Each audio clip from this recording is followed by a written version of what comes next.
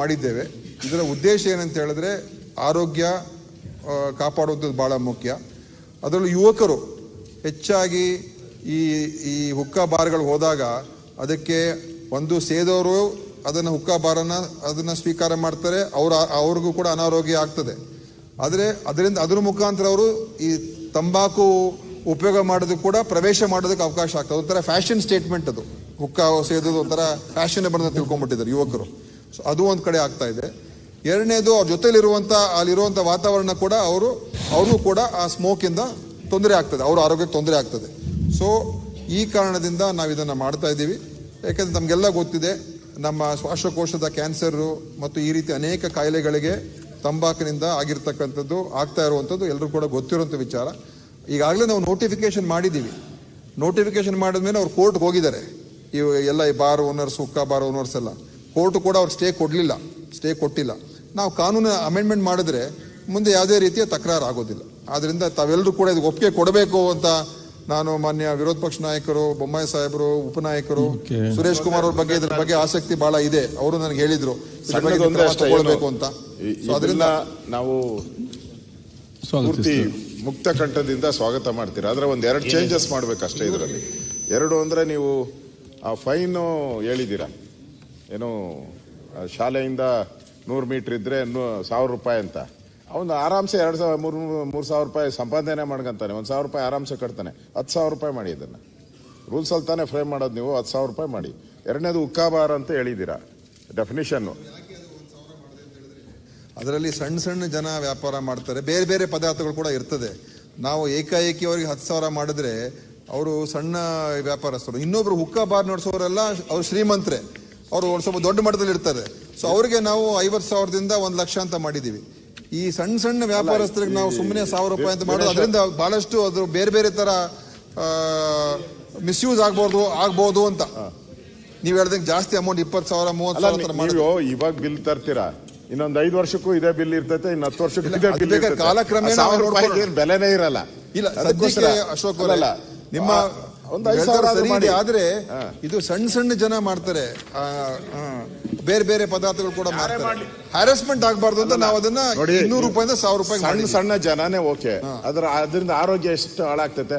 ಈಗ ಇದರಲ್ಲಿ ನಾನು ಅವ್ರಿಗೆ ಕ್ಯಾನ್ಸರ್ ಬಂದ್ರೆ ಏನ್ ಬಂದ್ರೆ ಅವ್ರಿಗೆ ಎಷ್ಟು ಕೋಟಿ ರೂಪಾಯಿ ಖರ್ಚಾಗ. ಈಗ ಸಿಗರೇಟ್ ಮಕ್ಕಳಿಗೆ ಸಿಗರೇಟ್ ಅನ್ನ ಮಾರೋದಕ್ಕೆ ನಿಷೇಧ ಇಲ್ಲ ಅಶೋಕ್ ಅವರೇ. ದಿನೇಶ್ವರ, ಇವು ಫ್ಯಾಷನ್ ಏನೋ ಸಿನಿಮಾಗಳು ನೋಡ್ತಾರೆ, ಸಿಗರೇಟ್ ಸೇದೋದು ಒಂದು ಫ್ಯಾಷನ್ ಅಂದ್ರೆ ಬಂದು ಸಿಗರೇಟ್ ಟ್ರೈ ಮಾಡ್ತಾರೆ. ಹತ್ರ ಇದ್ರೆ ಬೇಗ ಟ್ರೈ ಮಾಡ್ತಾರೆ ಅಷ್ಟೇ.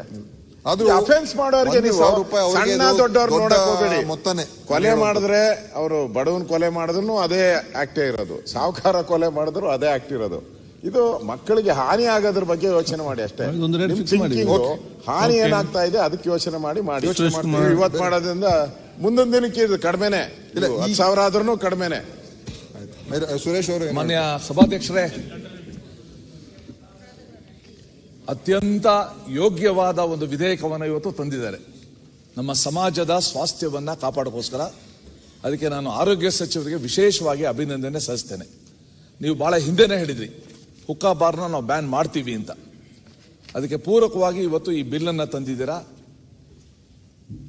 ನಾನು ಬಹಳ ಸಲ ಹೇಳ್ತಾ ಇರ್ತೀನಿ, ನಮ್ಮ ಯುವ ಜನಾಂಗವನ್ನ ಹುಕ್ಕಾ ಬಾರ್ ಅಂದ್ರೆ ಏನು ಅಂತ ಒಂದ್ ಸ್ವಲ್ಪ ಎಕ್ಸ್ಪ್ಲೈನ್ ಮಾಡಿ. ಅಯ್ಯೋ, ಮತ್ತೆ ಎಕ್ಸ್ಪ್ಲೇನ್ ಮಾಡುವ. ಎಲ್ಲ ನಮಗೆ ಗೊತ್ತಿಲ್ಲ. ಗೂಗಲ್ಗೆ ಹೋಗಿ ಎಲ್ಲ ಸಿಗ್ತದೆ ಈಗ ನಿಮ್ಗೆ ಮಾಹಿತಿ. ಹೇಳಿ.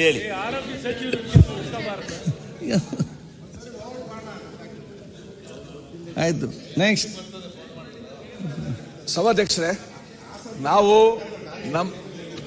ನಮ್ಮ ಯುವ ಜನಾಂಗವನ್ನ ಒಂದ್ಸಲ ಕಳ್ಕೊಂಡ್ರೆ ಯಾವುದೇ ಹೊರ ದೇಶ ನಮ್ಮ ಮೇಲೆ ಆಕ್ರಮಣ ಮಾಡೋ ಅಗತ್ಯನೇ ಇಲ್ಲ. ಈ ಹುಕ್ಕಾ ಬಾರಿಂದ ಬಹಳಷ್ಟು ತೊಂದರೆ ಆಗಿರೋದನ್ನ ನಾನು ಕಣ್ಣಾರೆ ನೋಡಿದ್ದೀನಿ. ಸೊ ಈ ದೃಷ್ಟಿಯಿಂದ ಇವತ್ತು ಹುಕ್ಕಾ ಬಾರ್ನ ನೀವೇನು ಬ್ಯಾನ್ ಮಾಡ್ತಿದ್ದೀರಾ ಬಹಳ ಒಳ್ಳೆಯದು.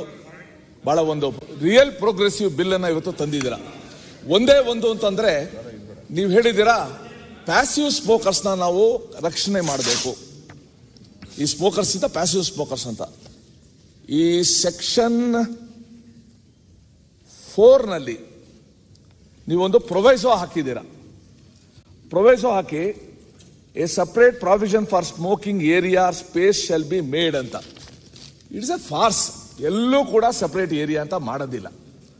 ಅಲ್ಲಿಂದ ಎಷ್ಟು ಹೊಗೆ ಬರುತ್ತೆ ಅಂತನೂ ಕೂಡ ಗೊತ್ತಿದೆ. ಮತ್ತೆ ಯಾವುದು ಪ್ಯಾಸಿವ್ ಸ್ಮೋಕರ್ಸ್ಗೆ ತೊಂದರೆ ಆಗುತ್ತೆ. ಅದಕ್ಕೋಸ್ಕರ ನನ್ನ ಮನವಿ ಇರೋದು, ಈ ಪ್ರೊವೈಸೋನ ನೀವು ತೆಗಿಲಿಕ್ಕೆ ಕ್ರಮ ತಗೊಂಡ್ರೆ ಬಹಳ ಒಳ್ಳೇದು. ಅವ್ರ ರೂಮಲ್ಲಿ ಸೇರ್ಕೊಳ್ಳಿ, ಏನೋ ಮಾಡ್ಕೊಳ್ಳಿ. ಆದ್ರೆ ಇದು ನಾಟಕಕ್ಕೋಸ್ಕರ ಒಂದು ಇಡ್ತಾರೆ ಎನ್ಕ್ಲೋಷರ್, ಅದನ್ನ ನೀವು ನೋಡ್ಕೊಳ್ಳೋಕ್ಕಾಗೋದಿಲ್ಲ. ಮತ್ತೆ ರೈಡು ಮತ್ತೆ ಪೊಲೀಸರು ಹೋಗ್ತಾ ಇರಬೇಕು. ಆದ್ರೆ ಒಟ್ಟಾರೆ ಈ ಬಿಲ್ ನಮ್ಮ ಯುವ ಜನಾಂಗದ ಪರವಾಗಿ, ಸಮಾಜದ ಪರವಾಗಿ ನಾನು ಸ್ವಾಗತಿಸ್ತೇನೆ. ಕಂಗ್ರ್ಯಾಚುಲೇಷನ್ಸ್.